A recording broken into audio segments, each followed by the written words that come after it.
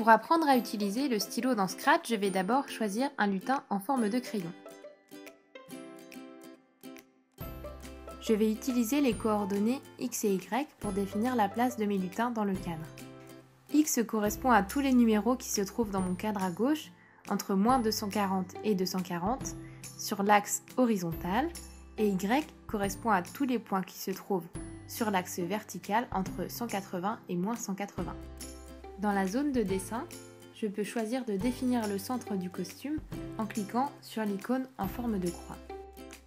Ici, je vais placer le centre de mon costume sur la mine du crayon. Les coordonnées X égale 0 et Y égale 0 représentent le milieu de la scène. Si je retourne dans le script de stylo et que je glisse une commande effacer tout, lorsque je vais cliquer sur le drapeau vert au début du projet, toutes les lignes vont s'effacer.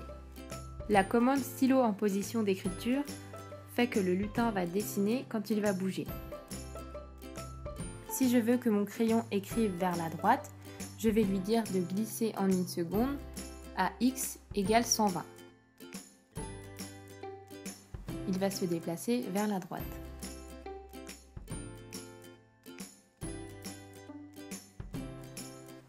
Je peux choisir la couleur d'écriture de mon crayon.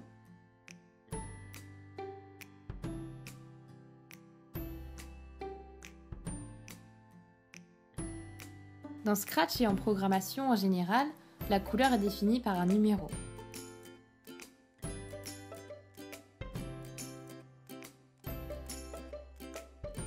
Et je peux aussi choisir la taille d'écriture.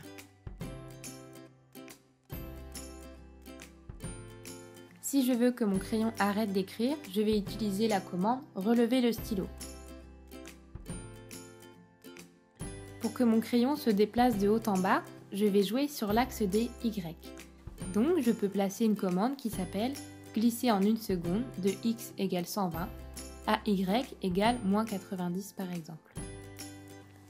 Ce qu'il faut comprendre avec les points de coordonnées X et Y, c'est que par exemple, si je diminue la valeur de X, il va se déplacer vers la gauche, et si j'augmente la valeur de X, il va se déplacer vers la droite. De la même façon, avec les Y, si j'augmente le chiffre de Y, il va écrire vers le haut, et si je diminue le chiffre de Y, il va se diriger vers le bas.